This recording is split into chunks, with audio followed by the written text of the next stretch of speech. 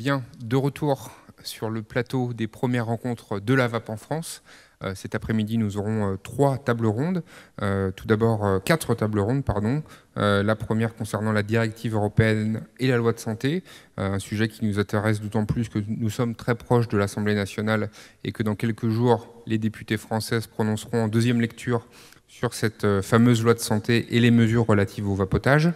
La deuxième table ronde de l'après-midi concernera l'indépendance de la VAP française vis-à-vis des multinationales du tabac. Puis nous parlerons de la stratégie de la VAP dans l'arsenal des tabacologues et l'efficacité clinique de la VAP. Et enfin, nous parlerons de la relation entre les utilisateurs, les vapoteurs et les associations anti-tabac en France. Donc pour ce premier débat de l'après-midi, j'ai le plaisir de recevoir de nouveau sur le plateau Jean Moiroux, le président de la FIVAP, et Brice Lepoutre, le président de l'EDUS. Et nous avons aussi l'honneur et le plaisir d'accueillir un des principaux spécialistes mondiaux de la lutte contre le tabac et de la cigarette électronique, le professeur Jean-François Etter. Vous êtes professeur à l'Université de Genève, à l'Institut de santé globale, et vous avez également un site internet qui aide depuis de très nombreuses années les fumeurs à arrêter. Donc cet après-midi, l'idée c'est aussi d'avoir une discussion libre dans ce cadre de cette directive européenne. C'est aussi le point de blocage depuis de nombreux mois entre les vapoteurs, les professionnels et les pouvoirs publics. On voyait ce matin que la cigarette électronique était davantage vue comme une menace qu'une solution. Et en réponse à ces craintes, à cette désinformation, une réglementation se met aujourd'hui en place qui peut fondamentalement changer la distribution, la conception, le rapport des usagers aux produits, ce rapport peut être totalement modifié. Donc Jean-François Etter, vous êtes en Suisse, alors vous aurez une réglementation pour la Suisse qui sera différente, distincte. Il y a actuellement des débats aussi sur les produits de la VAP. Néanmoins, vous connaissez bien la cigarette électronique. Comment vous avez suivi la cigarette électronique en Europe, au sein de l'Union européenne? Comment avez-vous suivi ces débats qui oscillaient entre est-ce que la cigarette électronique est un produit du tabac? Est-ce que la cigarette électronique est un médicament? Est-elle un autre, entre-t-elle dans une autre catégorie? Et puis au final, on a vu la survenance de cet article 20 qui fait de la cigarette électronique un produit connexe des produits du tabac, sauf quand la dose de nicotine est supérieure à 20 mg par millilitre, où là, elle est considérée comme un médicament. Donc finalement, on a trouvé une solution d'entre-deux qui, je crois, ne satisfait pas grand monde. Mais vous, comment voyez-vous demain l'avenir de la réglementation en Europe des produits de la VAP avec la transposition, l'application de cette directive européenne? Alors, merci d'abord, Rémi, de m'avoir invité aujourd'hui et merci de ton aimable introduction. Donc, par rapport à la directive européenne, si tu le permets, j'aimerais faire volontiers, je permets un tour de cette directive pour rappeler le contenu et donner une opinion sur les points principaux. Donc, cette directive est entrée en force en 2014. Elle devra être transposée dans les droits nationaux d'ici le mois de mai 2016, comme vous le savez. Elle comporte les éléments suivants principaux: l'obligation de notifier les produits à l'autorité 6 mois avant leur mise sur le marché, y compris la liste des ingrédients, la liste des émissions, des données toxicologiques, la dose de nicotine reçue par les personnes. Il y a ensuite, le paragraphe suivant traite de la nicotine avec les containers avec maximum 10 ml et 2 ml pour les tanks, à 20 mg par millilitre la concentration. Vous avez ensuite l'obligation de mettre des feuillets avec des avertissements sanitaires qui disent notamment ce produit contient de la nicotine qui est une substance hautement addictive et ces produits n'est pas recommandé à l'usage par les non-fumeurs, l'un ou l'autre. L'interdiction de la publicité ensuite, l'obligation pour les commerçants de fournir des données sur leurs consommateurs, sur les groupes de consommateurs, y compris les jeunes et les non-fumeurs, de documenter l'effet dit effet passerelle. Ensuite, ces données seront rendues publiques, des données qui a priori peuvent concernées, des données sensibles commerciales seront rendues publiques. L'obligation de monitorer les effets secondaires graves et d'informer l'autorité sur ces effets secondaires observés. Le fait que la Commission doit, d'ici le mois de mai prochain, fournir un rapport sur les risques des produits rechargeables, pas sur les avantages pour l'arrêt du tabac, mais sur les risques des produits rechargeables. Et voilà les éléments principaux. Donc, en commentaire sur ces éléments, d'abord, je crois qu'il faut comprendre que cette directive a été largement motivée par une crainte de la Commission, qui a largement rédigé ça, du Parlement aussi, qui a eu un peu son mot à dire, mais on n'a pas tellement entendu, à mon avis, la crainte de ce fameux effet passerelle, que ce produit attire les jeunes dans le tabagisme. Mais si vous regardez le commentaire excellent du rapport de Public Health England sur cet effet passerelle, il considère carrément qu'il faut abandonner cette notion, qui est une notion pas vraiment scientifique, qui est plutôt médiatico-scientifique, et qu'il est quasiment impossible de prouver un effet passerelle ou du reste de prouver qu'il n'y en a pas. Il faudrait pratiquement des essais randomisés, c'est-à-dire attribuer aléatoirement des jeunes à vapoter ou ne pas vapoter, ce qui est évidemment impossible, pour prouver que cet effet existe. Voilà, donc le débat est pratiquement infini. Il vaudrait mieux abandonner un concept qui est pratiquement un concept de propagande avec presque impossibilité de le prouver. Bref.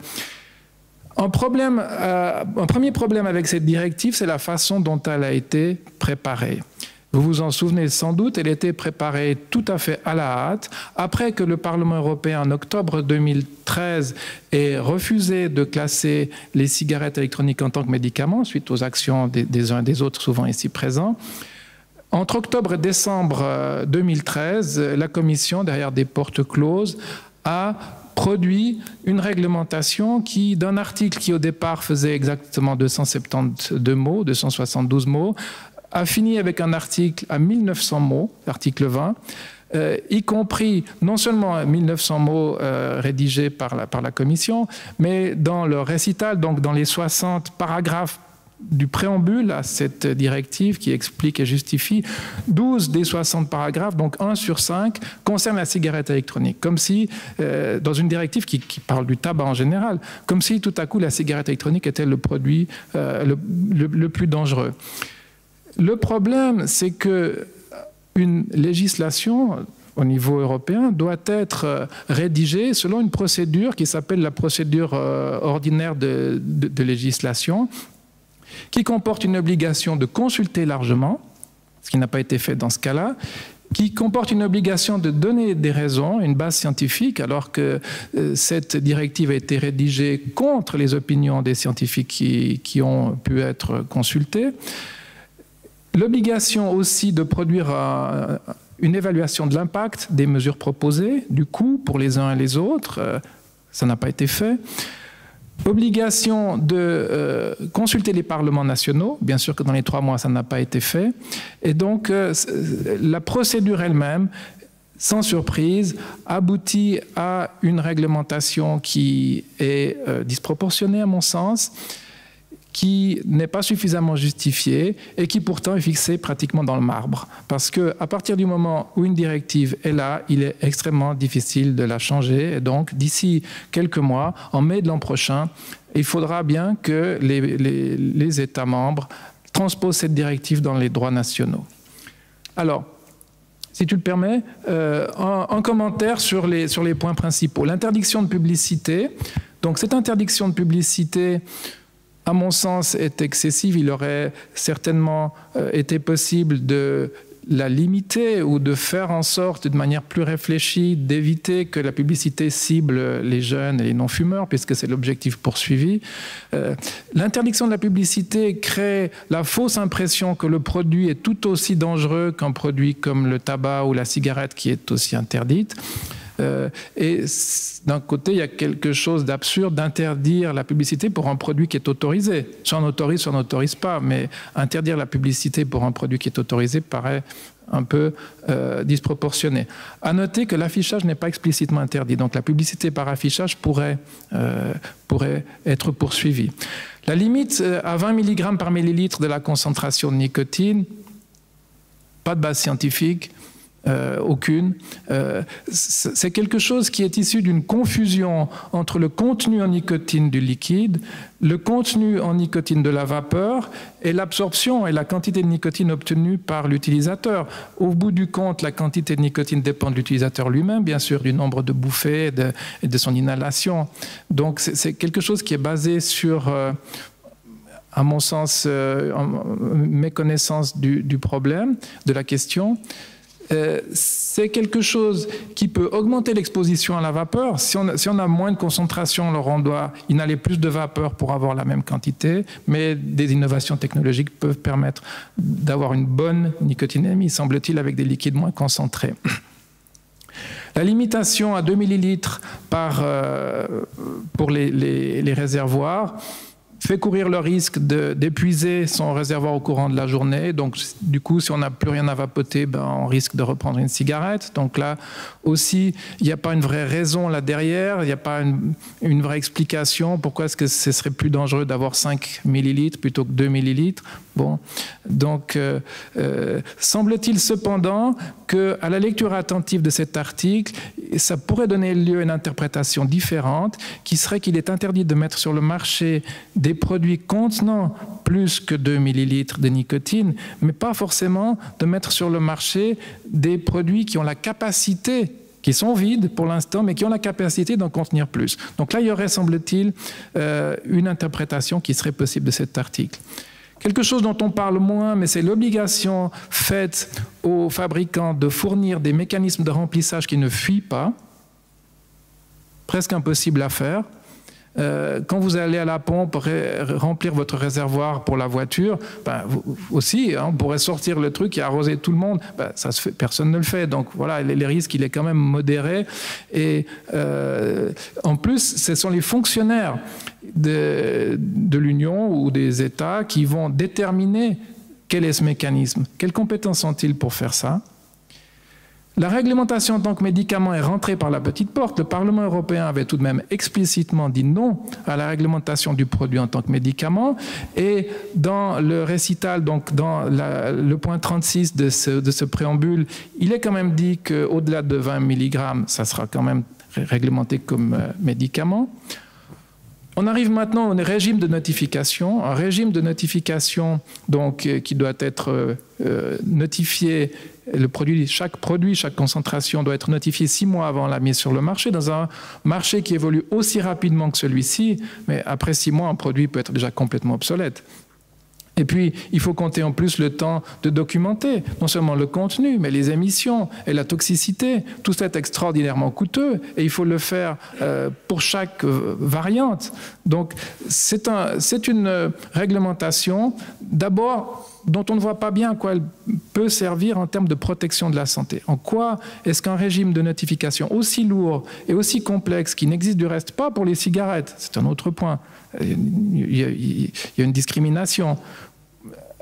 Quel objectif exactement est-ce qu'on poursuit? Qu'est-ce qu'on va faire avec toutes ces données?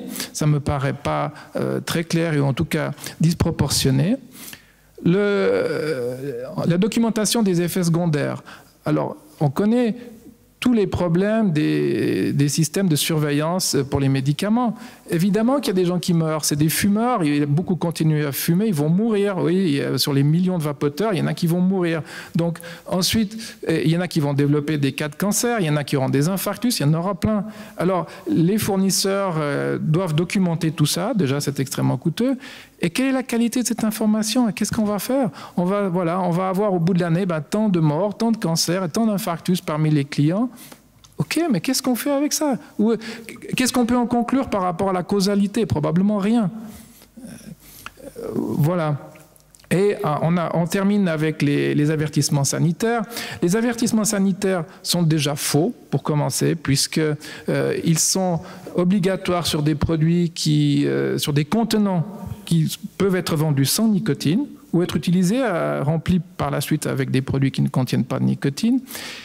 Ils sont trompeurs parce qu'ils disent que la nicotine est hautement addictive. Oui, c'est les fumées, certainement, mais le patch diffuse la même nicotine, le timbre transdermique, c'est la même nicotine. Personne n'est accro au patch, personne ne va se relever à 3 heures du matin pour aller acheter un patch parce que la nicotine est diffusée très lentement. Donc, le caractère addictif dépend non seulement de la molécule de nicotine, mais dépend surtout de la façon dont elle est dispensée. La cigarette étant la façon la plus rapide, vous faites monter votre nicotinémie comme un shoot très rapidement, du coup c'est très addictif.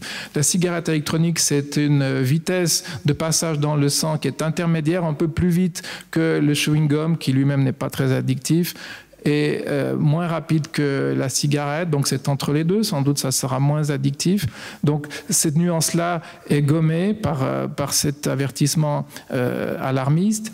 Et puis, il a aussi une sorte d'effet pervers en disant que ça ne doit pas être utilisé par des personnes qui ne fument pas. Mais oui, on aimerait justement que les ex-fumeurs l'utilisent. Donc, c'est contraire à l'objectif. Et puis, surtout, les avertissements sur 30% de la surface du paquet avec des caractères en gras vont rappeler à l'œil, évidemment, les avertissements sanitaires qui sont sur les paquets de cigarettes et donc font apparaître le produit comme tout aussi dangereux que la cigarette par cette impression subjective de gros avertissements sanitaires.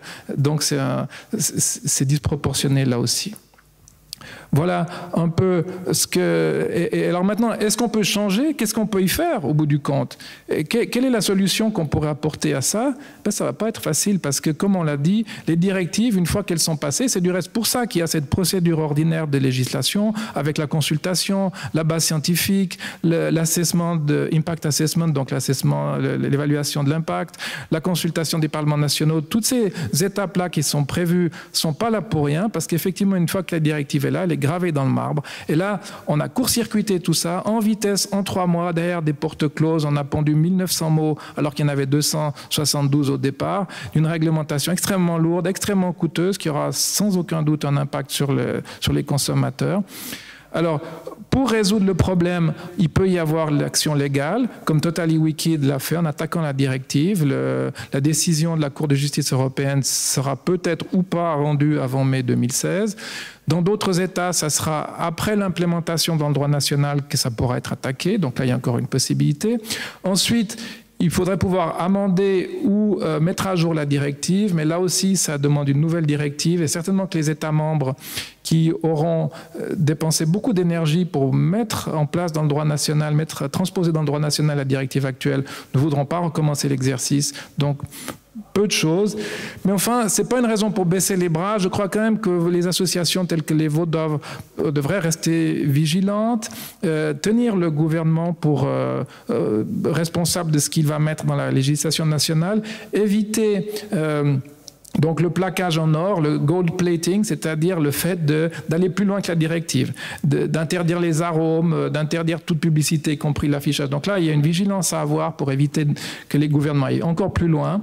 Et puis, c'est toujours utile de maintenir l'advocacy, c'est-à-dire d'informer les médias, le public, d'éduquer les professionnels de la santé qui sont une grosse force de résistance. Les médecins, les professionnels de la santé publique sont parmi les opposants les plus virulents. Il y a lieu de les éduquer sur la question. Voilà. Au bout du compte, on peut se demander si une directive aussi drastique est réaliste, si elle pourra être mise en place, est-ce qu'elle ne va pas donner lieu à un marché noir de produits que les gens voudront tout de même acheter. Voilà. J'arrête là un peu pour ce survol de la directive et je crois qu'on peut continuer à la discussion. Merci beaucoup, professeur, pour ce tour d'horizon parfaitement complet du sujet.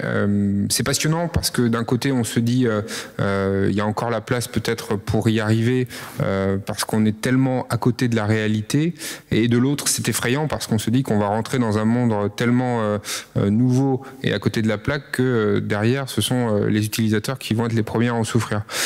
Brice Lepoutre, d'un mot, on voit aussi, je rebondis sur l'actualité, que la FDA aux États-Unis est en train de produire une réglementation qui peu ou prou ressemble à celle de la directive européenne, avec une autorisation de mise sur le marché, avec aussi une réglementation très stricte quant à la composition des produits et qui tend à les ramener aux produits du tabac. D'un mot, vous, par rapport à ce tour d'horizon du professeur Ether, on peut se dire je pense, comment tu vois aujourd'hui, très concrètement, pour aller droit au but, l'avenir de la réglementation de la vape en France après mai 2016?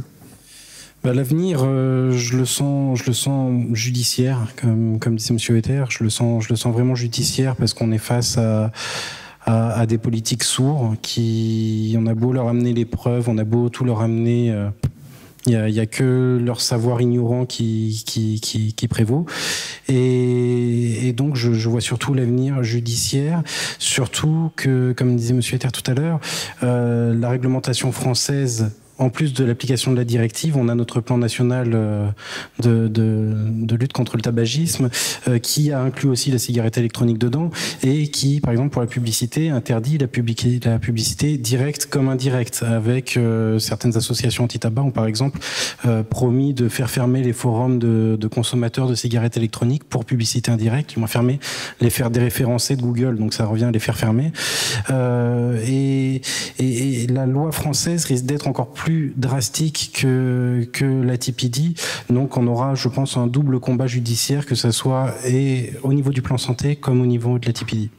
Sur la publicité, c'est très parlant. C'est-à-dire qu'il y a clairement un cran au-dessus rapport à ce qu'il y a dans cette directive, qui est, je le rappelle, j'en discutais avec un spécialiste en droit communautaire qui me disait qu'en 20 ans, pas en 20 ans, mais en 10 ans, disons, il n'a jamais vu une directive qui soit à la fois aussi précise, aussi détaillée, aussi brouillonne, qui ouvre et qui ferme des portes à la fois. Donc c'est vraiment derrière à se demander qui a été à la manœuvre. Comment est-ce que ça a pu se passer?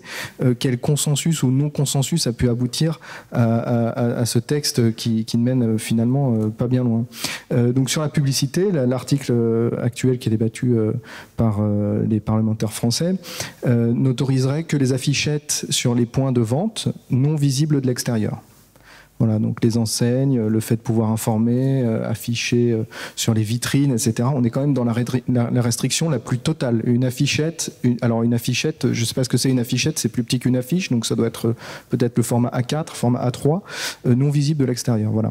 Donc pour dire la surenchère qu'il y a là-dessus, c'est aussi la raison de notre présence aujourd'hui, je crois. C'est parce qu'on n'est pas d'accord et on est assez remonté.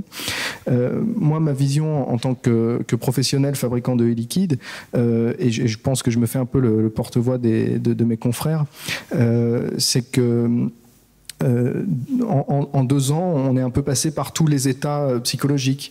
Au début, on a fermé les yeux, on a laissé l'idée qu'on allait devoir nous-mêmes, matériellement, industriellement, transposer tout ce qu'il y a dans ce texte dans nos façons d'aborder la vape et nos pratiques de fabrication. Ensuite, il y a eu une phase un peu de deuil, de se dire, bah voilà, c'est dans la loi, c'est l'Europe, on ne peut strictement rien y faire, ça va arriver. Et aujourd'hui, on est en train d'essayer d'imaginer des solutions techniques, pratiques pour pouvoir transposer. Donc, par exemple, le 10 millilitres. Donc aujourd'hui, il y a une grande variété de conditionnements sur les liquides. Je ne connais personne qui s'en soit plaint. C'est-à-dire que c'est très agréable de pouvoir choisir un liquide en 10 millilitres, en 15 millilitres, en 30, en 50, avec une fiole en verre, une fiole souple, etc. Chacun y trouve son compte et les usagers sont eux-mêmes les promoteurs et le moteur de cette innovation perpétuelle. Là, on nous dit 10 millilitres. C'est aussi stupide que dire ah tiens, le lait, à partir de la semaine prochaine, il sera vendu 500 millilitres de lait uniquement pour 22 pays. C'est fini les litres, les briques, c'est fini, c'est 500 millilitres. Ok, très bien. La taille des réservoirs, pareil. C'est-à-dire qu'un réservoir de 2 millilitres, ça oblige l'usager à avoir recours à, plusieurs fois par jour, une action de remplissage de son réservoir. C'est contre-productif. Et si l'objectif est la sécurité, il faut dire, on met un réservoir, tu le remplis le soir ou le matin, il fait 6 millilitres, tu es tranquille pour la journée. Au moins, tu n'as pas à ouvrir ton flacon, le poser sur la table, etc. Là-dessus, on est un peu sur le même amalgame dont parlait Jean-François Ether tout à l'heure, avec le tabac. L'Europe a limité le nombre de cigarettes dans un paquet de tabac, et avec cet amalgame permanent qui crée les peurs qu'on connaît entre la vape et le tabac, on va faire pareil avec la vape. On va limiter le nombre de quantités de produits qu'il peut y avoir à l'intérieur, et on amalgame encore le produit vapologique avec le tabac. Ouais. Et ensuite, sur tout ce qui est... alors, les notifications, n'en parlons pas, puisque le système de notification qui se dessine est extrêmement complexe. Il y a une centralisation à l'échelle européenne, une interface sur Internet sur laquelle tous les fabricants doivent déposer toutes leurs recettes, etc. C'est encore en débat. C'est une harmonisation à géométrie variable, puisqu'on met en place un système harmonisé à l'échelle européenne, mais néanmoins, chaque État membre veut reprendre la main pour imposer ses propres notifications. Voilà, disons que c'est harmonisé à l'échelle européenne, mais il va y avoir un droit d'entrée par référence, donc c'est-à-dire pour nous fabricants, si disons un e-liquide, une recette, 4 niveaux de nicotine, ça fait 4 dépôts. Ces 4 dépôts doivent donner lieu au paiement d'une taxe par référence, cette taxe étant librement fixée par les États européens. Donc nous, fabricants, allons devoir nous retrouver dans une situation où il va falloir choisir nos marchés. Alors très bien, l'Espagne c'est 100 balles par référence, je les mets. L'Angleterre, c'est 10 €, parfait. La France, on s'est bien battu, c'est 1,50 €, je les mets. Le Danemark, ils ont déjà fixé, c'est 4 000 €. 4 000 € par référence. Donc pour un fabricant qui a 250 références comme moi, ça va faire plusieurs centaines de milliers, voire des millions d'euros si on veut vendre l'intégralité d'une gamme sur un marché. Pour certains de mes confrères qui ont plus de 3 000 références parce qu'ils travaillent dans le détail, ils offrent des ratios entre le propylène glycol et la glycérine végétale extrêmement détaillés pour satisfaire à tous les profils de clientèle. 3 000 références fois 4 000 €, tu mets la clé sous la porte, c'est fini. Enfin, ce que je tiens à dire sur le gold plating, c'est ce que tu disais. Aujourd'hui, forcément, il y a une situation où les fabricants ne savent pas trop quoi faire. Est-ce qu'il faut être dans les clous? Mais quels sont les clous? Où sont les clous? Il faut les suivre. Il n'y a pas de clous. On ne sait pas quoi faire. Donc, qu'est-ce qu'on va faire? On va essayer de transposer ça au plus proche du texte. Alors, au plus proche du texte, on va trouver un dispositif de remplissage qui permet de visser le flacon dans le réservoir pour le remplir, sans qu'il y ait la moindre goutte qui tombe à l'extérieur. Pareil, les flacons, on va faire des étiquettes avec un énorme avertissement en noir. Est-ce que c'est logique? Mettre un suremballage, c'est pas écolo. Une notice avec chaque liquide, c'est pas écolo. Les gens la jettent instantanément, ça sert strictement à rien. Donc on voit des initiatives comme ça avec une tentative d'être au plus proche du texte. Et ces initiatives-là, TPD compliant, qui est-ce qui les sortent aujourd'hui? C'est les sociétés qui fabriquent des cigarettes de tabac, qui sortent des modèles aujourd'hui avec des cartouches scellées, des beaux emballages, des liquides qui sont TPD compliant, avec un suremballage, une notice, etc. Et ça crée dans la profession une dynamique où on note un certain partage. Il y en a qui se disent « mais c'est ça qu'il faut faire, je vais le faire, je vais investir dans les cartouches scellées, etc. » Et il y en a d'autres qui disent on va attendre, on va voir ce qui se passe. Pour le coup, notre produit, il est né du bon sens, il sauve des vies. Donc il n'y a pas de raison humaine et éthique d'aller trop loin dans cette régulation-là, puisque finalement, c'est jouer le jeu d'une régulation, d'une loi qui est ridicule, et jouer le jeu des sociétés qui fabriquent des cigarettes, les compagnies du tabac. Donc il y a vraiment ces deux tendances. À titre personnel, je ne pense pas qu'il faille accélérer les choses. Je pense que les produits TPD compliant qui sortent et qui sont le fruit de l'industrie du tabac sont des outils de lobbying qui cherchent à montrer, oui, il est possible de faire les choses comme il est écrit dans la TPD.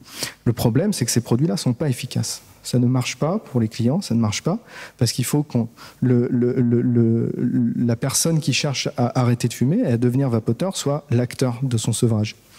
Et là-dessus, quand on a un système ouvert, avec une variété de réservoirs, qui peut suivre le rythme de l'innovation, parce qu'en Chine, il y a des sociétés qui innovent tous les jours, en France aussi, partout en Europe. Sur les liquides, on a besoin de nouveautés. Et ouais, c'est pour ça que ça marche. Parce que les goûts, ils sont bons. Parce que les formules, il y a des gens qui se creusent la tête et qui passent des jours à vapoter pour pouvoir faire la bonne recette. Et ouais, ça marche. Parce que moi, j'aime bien le goût Malabar. Je ne l'avais pas retrouvé avant. Bah, il y a le goût Malabar. C'est pour ça que je fume plus de clopes. Donc ouais, c'est bien les recettes. C'est cool. Et il faut changer souvent. Et aujourd'hui, voilà, 6 mois avant la mise sur le marché, on freine complètement l'innovation, on met une espèce de latence administrative dingue dans des sociétés qui sont dynamiques, qui créent des emplois, 10 000 emplois directs et indirects en France en ce moment, et nous, on est un peu perdus, quoi. Jean-François Etter, tout à l'heure vous parliez du monde de la santé, qui était probablement un des leviers essentiels pour peut-être demain faire changer les choses, pour aussi, vous disiez, éduquer les professionnels de santé. Alors c'est vrai qu'au début ça choque un petit peu parce que nous on se dit en tant que professionnels de la VAP d'aller éduquer des personnes à bac plus 8, chirurgiens, pneumologues, tout ce que vous voulez, mais peut-être qu'on en est là. C'est vrai, les débats actuellement de mise en place de cette directive européenne, on a le sentiment qu'on revient à une logique prohibitionniste. Et c'est totalement le cas pour la France, pour rebondir sur ce que tu disais, Brice, avec un cran au-dessus par rapport à l'interdiction de la publicité. Est-ce que vous avez le sentiment qu'il y a peut-être aussi un mouvement de balancier qui va s'inverser, où là, on pousse vraiment dans une logique prohibitionniste la VAP, où on a vraiment essayé de l'étouffer, sans en comprendre le potentiel, peut-être parfois sans mauvaises intentions, et que la communauté scientifique, les professionnels de santé, demain vont être en capacité de se saisir de tout le potentiel des produits de la VAP? Dans un monde idéal, mais je n'ai pas l'impression que c'est ce qui se passe. On observe plutôt le contraire, une réticence très forte, pas seulement par manque d'information, si c'était seulement ça, mais c'est une voie à poursuivre. Je crois que l'éducation professionnelle par des peer leaders, par des médecins qui ont une influence dans leur profession. Certainement, c'est très important parce qu'il y a beaucoup de fausses conceptions sur la nicotine et sur la toxicité à ces doses-là qu'il convient de corriger. Certainement, c'est une voie importante, mais c'est certainement pas la seule explication pour laquelle les professionnels de la santé et de la santé publique sont tellement opposés, pour beaucoup d'entre eux, pas tous, à la cigarette électronique. Aussi parce que ça remet en question leur statut.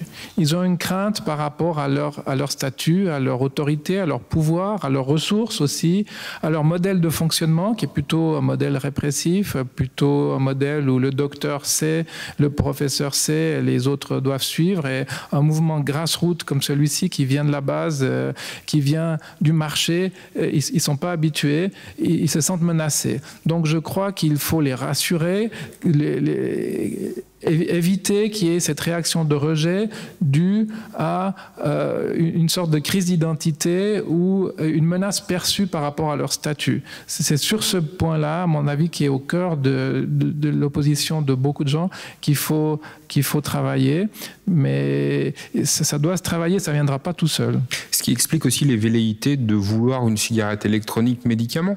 Vous, quelle est votre position vis-à-vis de ce sujet, de dire, parce que là, sur le processus de notification, 6 mois, on se rapproche finalement d'un produit du tabac qui est un médicament qui ne dit pas son nom. Exactement. Donc le Parlement européen, quand même, élu par le peuple, a dit non pour de bonnes raisons à la classification en tant que médicament en 2013. Et là, ça revient par la petite porte, à la fois dans le préambule, le point 36 du préambule, mais aussi dans tous ces articles qui, effectivement, font que le produit se rapproche de plus en plus d'un médicament, puisqu'on a des exigences qui sont bien supérieures que celles qui sont exigées pour la cigarette et qui se rapprochent, sans l'être complètement, des exigences attendues par un médicament. Ça n'est pas un médicament, les vapoteurs ne sont pas malades, et il n'y a pas d'intention thérapeutique, et c'est un produit de consommation qui doit être défendu en tant que tel. Ça n'empêche pas que certains fabricants peuvent vendre un produit comme Voke de Nico Ventures, une filiale de British American Tobacco, a enregistré le vaporisateur de nicotine Voke, VOKE, en tant que médicament. Pourquoi pas, mais certainement pas pour tous les produits. Alors Brice, dans la directive européenne, il y a énormément d'interdictions. Néanmoins, il y avait une interdiction qui n'était pas présente, c'était celle du vapotage dans les lieux publics. Alors c'est probablement parce qu'il n'y était pas que le programme national de réduction du tabagisme a souhaité l'intégrer, ce qui est aussi un des combats de l'EDUS et de la FIVAP, de dire qu'il faudrait une réglementation spécifique adaptée aux produits de la vape.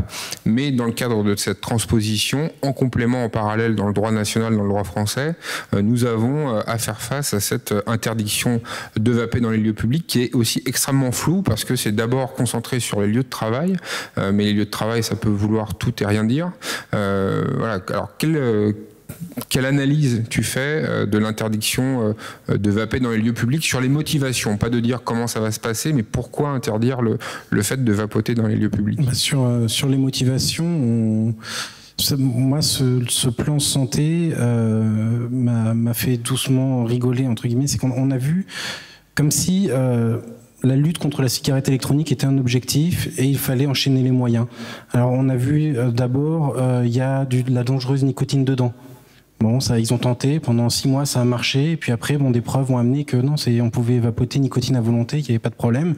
Donc après, il y a eu, ça va inciter les enfants à passer au tabagisme. Ça a marché aussi pendant 6 mois. Donc il fallait réglementer absolument la cigarette électronique pour éviter l'effet passerelle. Ça n'a pas marché non plus, les études ont prouvé le contraire. Et là, maintenant, on est sur un nouveau test. Maintenant, j'appelle ça des tests, hein, vu que on va tenter de voir ce qui marche pas, et qui est ce geste de séduction. C'est maintenant, on devient séducteur à la James Bond quand on se met à vapoter. On fait un geste de séduction qui va inciter les gens à se mettre au tabac. Je ne le comprends toujours pas. Et donc, c'est sur ce motif-là que le gouvernement national veut interdire la vape dans les lieux publics. C'est incompréhensible, il n'y a pas de risque sanitaire aujourd'hui démontré. Par contre, ce qui est démontré dans le vécu quotidien au niveau des adhérents à IDUS et des consommateurs en général de cigarettes électroniques, c'est qu'il y a déjà des entreprises qui ont interdit la vape sur le lieu de travail parce que suite aux peurs qui étaient véhiculées dans les médias ou autres, ces entreprises ont décidé de l'interdire sur le lieu de travail. Et nous, ce qu'on remarque, c'est que c'est une catastrophe sanitaire. On est quasiment à plus de la moitié des vapoteurs qui avaient arrêté le tabac qui replongent dans le tabac dans les entreprises qui ont interdit la vape au travail. Donc c'est vraiment un point où on alerte, on tente d'alerter les pouvoirs publics parce qu'on va au-delà d'une nouvelle catastrophe sanitaire avec aujourd'hui 1 million de vapoteurs heureux qui risquent de retourner rapidement au tabac si on leur empêche de vapoter dans les lieux publics. Alors là, il faut dire aussi que dans la rédaction même de l'article qui est sorti du Sénat et donc qui est proposé à l'Assemblée nationale, il est spécifié explicitement que les vapoteurs auront des espaces dédiés, devront avoir des espaces dédiés dans les entreprises. Je pense qu'il y a de fortes chances pour que ça soit les coins fumeurs, donc qu'on renvoie les vapoteurs dans la rythmique et dans la dynamique du Le Conseil d'État avait quand même demandé des coins distincts, donc je pense que les patrons ne feront jamais l'effort de mettre un espace distinct, mais bon, ça reste. Peut-être un scotch de couleur par terre. Un scotch de couleur par terre, mais avec surtout la grosse problématique, comme on avait vu, de ces salles, on va dire vapoteurs, de l'effet de la nicotine sur le corps avec la cigarette électronique. La durée d'efficacité de la nicotine avec la cigarette électronique, elle est de 15-20 minutes. Après, on a besoin de retirer juste 2-3 lattes. C'est pas comme du tabac où on va tirer 20-30 lattes dessus. On n'est pas du tout sur la même cinétique. Et du coup, pareil, il va falloir demander au patron une autorisation pour aller tous les quarts d'heure dans la salle vapoteur pour aller vapoter. Ça va entraîner des grosses rechutes. Je sais que c'est pas un point facile. Je trahis une petite confidence, Jean-François Etter, parce que je crois que vous m'avez dit une fois, pour les gens qui ne connaissent pas très bien la cigarette électronique et qui sont farouchement engagés dans la lutte contre le tabac, le fait de voir des vapoteurs dans des congrès, dans des colloques comme aujourd'hui, ça peut parfois surprendre. Et sur cette, je dirais, présence visible, au-delà potentiellement de l'aérosol qui est diffusé et qui peut se sentir ou pas d'ailleurs, il y a aussi des questions qu'on peut se poser, où on peut se dire les choses. Est-ce qu'il faut interdire le vapotage dans certains lieux? Est-ce que les vapoteurs pourront, mis à part le travail, toujours vapoter n'importe où? Qu'en est-il vis-à-vis de l'entourage? Qu'en est-il de la renormalisation?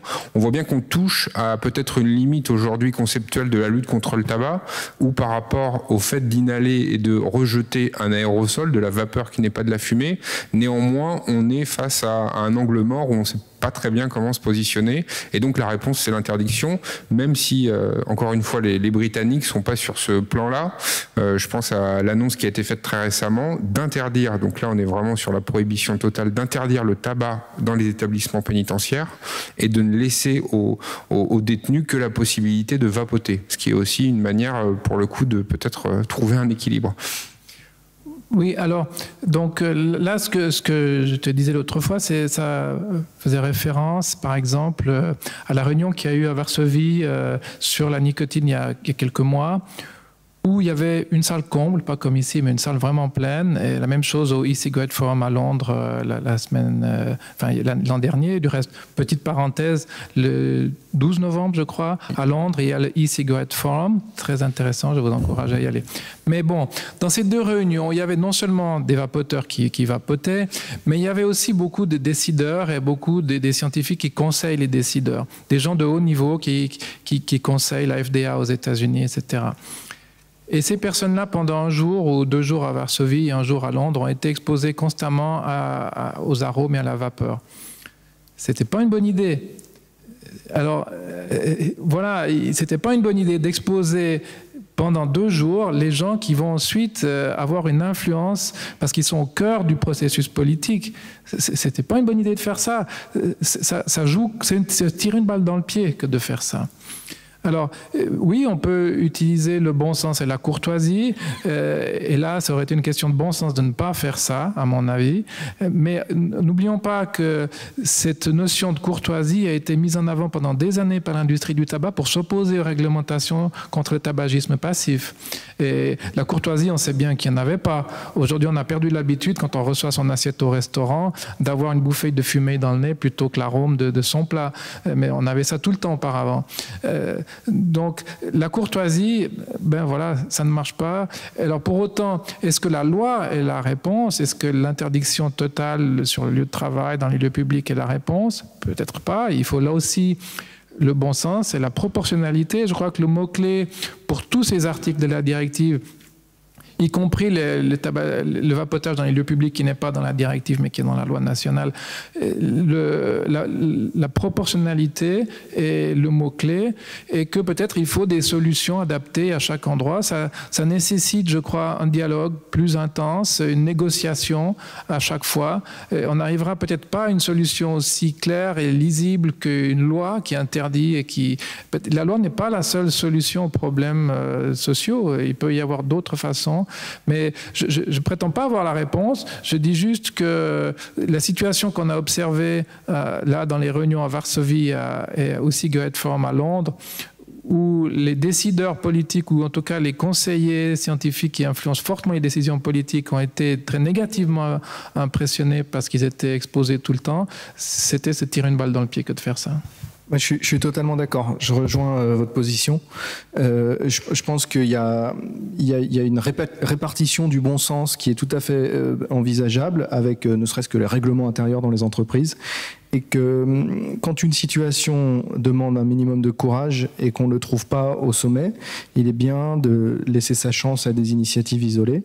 Et si un chef d'entreprise, par exemple, et comprend les enjeux de la cigarette électronique, il faut qu'il puisse être libre de l'autoriser ou en tout cas de faire les aménagements nécessaires pour mettre en confort des gens qui veulent tout simplement éviter d'avoir une chance sur 2 de mourir de leur tabagisme. Pareil pour les compagnies de transport public, les cafés, les restaurants, etc. Il peut y avoir des aménagements. Mais en faisant une loi aveugle qui va dire c'est interdit partout, parce qu'on est quand même partout dans un lieu où quelqu'un d'autre travaille, hein, on se prive d'initiatives positives et aveuglément, on tape sur tout le monde. Voilà. Ce qui est aussi intéressant de noter, c'est le contexte. À Varsovie, vous étiez dans une réunion vapoteurs avec des pro-vape assumés, des geeks en général pour la plupart qui font le déplacement, donc ils vont tous tourner sur du Sebum avec des arômes très forts parce que c'est des passionnés jusqu'au bout et qui n'est pas le public classique qu'on va croiser au restaurant. Oui, mais il y avait aussi Dave Abrams qui conseille la FDA et d'autres gens qui ont une forte influence sur les décisions politiques. Ils étaient là. C'était un mauvais choix stratégique à cette journée-là, je suis d'accord avec vous, mais dans la vie courante, quand on est au travail, au restaurant ou ailleurs, il y a quoi? Il y a maximum 2 tables de vapoteurs qu'on va croiser. Il y a du moins dans le RER, dans le train, dans un avion, c'est pas un avion entier qui est en train de vapoter. Donc la gêne est beaucoup moins présente que à cette journée de Varsovie. Et c'est vrai que c'est un mauvais choix stratégique le jour de cette réunion qu'il y avait eu à Varsovie. Mais dans la vie courante, la gêne est beaucoup moins ressentie parce qu'il y a beaucoup moins de vapoteurs que ce jour-là. Au même titre, s'il est relativement aisé de repérer quelqu'un qui fume une cigarette dans un restaurant, dans un café, dans un bar, un vapoteur qui qui crache la fumée vers le bas, bon courage pour le sortir ou lui taper sur les doigts. Donc je pense qu'il y aura aussi une part de désobéissance de la part des gens qui sont aussi assez légitimes dans la mesure où ils cherchent à gagner, à profiter de leur retraite 5 ans au lieu de 2, quoi. On peut aussi imaginer que ça peut être un argument de vente pour certains cafés ou restaurants ou bars ou discothèques, vape autorisée ou vape interdite. Voilà. Il nous reste 5 minutes. Avez-vous des questions? Il y en a 2. Et Alan, si tu peux te saisir du micro qui est juste devant l'écran. Merci.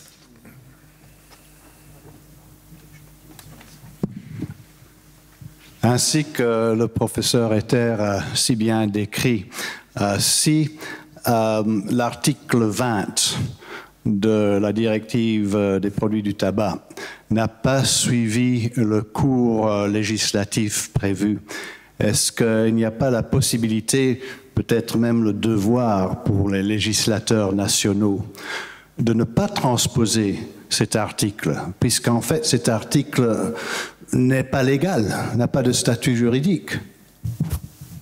Alors, je crois que Clive Bates a saisi l'ombudsman, le médiateur, sur ce point-là, et que sa demande a été rejetée, et que d'autre part, lors de l'audience de la Cour de justice européenne sur le recours de Totally Wicked contre la directive, la France, l'Espagne, l'Angleterre et aussi la Commission européenne étaient tous fortement opposés à ce que disait Totally Wicked, bien que Totally Wicked avait fait son opposition sur le contenu de la directive et pas sur la procédure d'adoption mais effectivement, là, il y a une faiblesse là, il y a une faille qu'il conviendrait d'exploiter pour, comme l'a dit Brice, faire ensuite des recours et faire décider les juges dans les pays où les juges peuvent intervenir, ce qui n'est pas le cas de tous les pays, parce que dans tous les pays, les juges n'ont pas un pouvoir de casser la législation.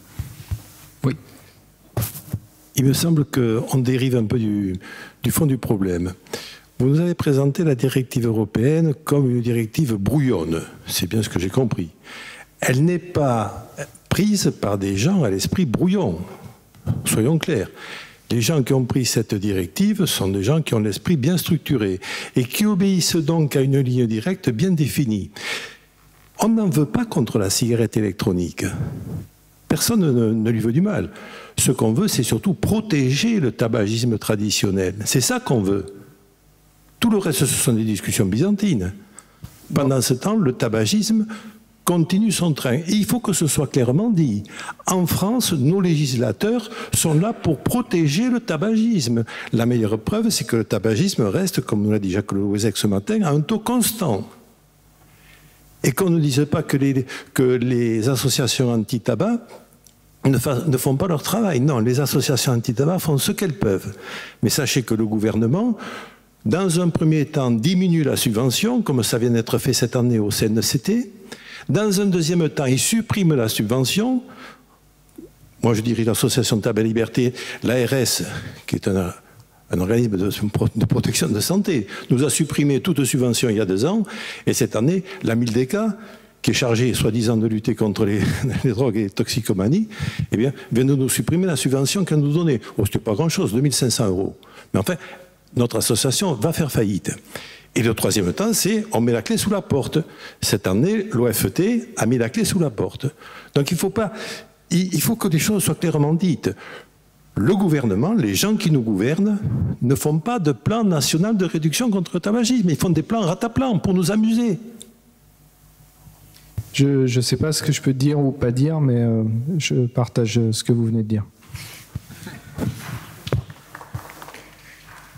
Merci beaucoup. On a une petite pause de 5 minutes. S'il y a une dernière question, oui. Avec le micro, oui. Alors, c'est pas directement lié à votre discussion, mais je voulais savoir sur ce qu'on appelle le DAI. Hein. Qu'est-ce que ça allait devenir? Est-ce que vous avez une idée de ça? Oui. Le DAI, le DAI do it yourself, donc la pratique qui consiste à acheter du liquide non aromatisé dans des volumes en général de 100 millilitres à 1 litre afin de l'aromatiser soi-même et de créer ses recettes, un peu comme on fait la cuisine. Et ben là c'est très simple dans la mesure où le e-liquide ne pourra être vendu que dans des contenants de 10 millilitres.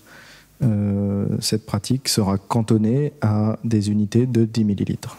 Donc il y aura du liquide non aromatisé qui sera vendu, donc avec différents taux de nicotine, qui sera vendu sur le marché français. Et les prix vont augmenter, parce qu'aujourd'hui l'intérêt principal c'est qu'on peut acheter de la base moins chère, parce qu'on sépare la R&D sur la recette et on la fait soi-même. Donc là le prix de la base, forcément 10 millilitres par rapport à une bouteille de 100 millilitres, ça fait 10 flacons, 10 étiquettes, 10 bouchons, 10 opérations de remplissage, 10 opérations de vissage. Beaucoup plus de frais de port, beaucoup plus de plastique accessoirement. Mais donc voilà, ça va être, je pense, le die va continuer, mais va être plus cher. Vraiment très rapidement, parce qu'on doit... Très rapidement, juste pour aller dans le sens quand même du paradoxe en fait du ministère de la Santé par rapport au tabagisme. On est aujourd'hui dans les prisons sur un truc très simple, c'est que les détenus peuvent totalement fumer, d'accord, sans autre principe différent. Donc ça montre bien quand même la non-volonté du gouvernement d'intervenir. On va prendre d'autres exemples. C'est vrai aussi dans les hôpitaux et les cliniques psychiatriques. Et ça montre réellement une logique qui est simplement un effet de manche. Bon, là, je peux répondre parce que j'ai fait un projet d'interdiction, enfin, disons, d'anti-tabac dans la prison, la grande prison de Genève, où il y a 300 places et 700 détenus. C'était insurmontable, extraordinairement difficile. Il y a des quantités de nationalités différentes qui s'entretuent si on les met dans la même cellule. Donc, le critère de tabagisme vient en dernier pour l'attribution des détenus dans les cellules. Et on n'a pas pu, en fait. Voilà. Il y a des prisons où ils ont réussi, peut-être aux États-Unis, mais mon expérience personnelle, c'est qu'on n'a pratiquement rien pu faire là. Voilà. Je ne sais pas si c'est des citoyens qui valent moins dans les hôpitaux psychiatriques ou dans les prisons. En tout cas, c'est sûr qu'il peut y avoir un côté laboratoire, parce que ce sont des mini-sociétés dans lesquelles on peut avoir, c'est un peu bizarre, mais un contrôle, et on peut imposer des règles qui sont un peu plus avancées, un peu différentes de ce qui se passe ailleurs dans le pays. Donc, pourquoi pas. Je vois qu'en Angleterre, dans les prisons, on interdit la cigarette, on autorise la cigarette électronique. Voyons ce qui se passe. Je pense que...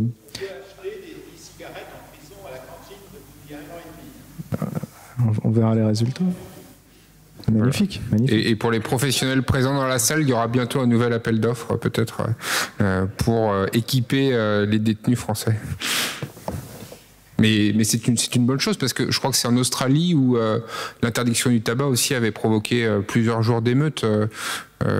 Et là, l'Angleterre se met aussi sur cette voie d'interdire le tabac et de donner aux détenus de la cigarette électronique. Merci beaucoup et à tout de suite.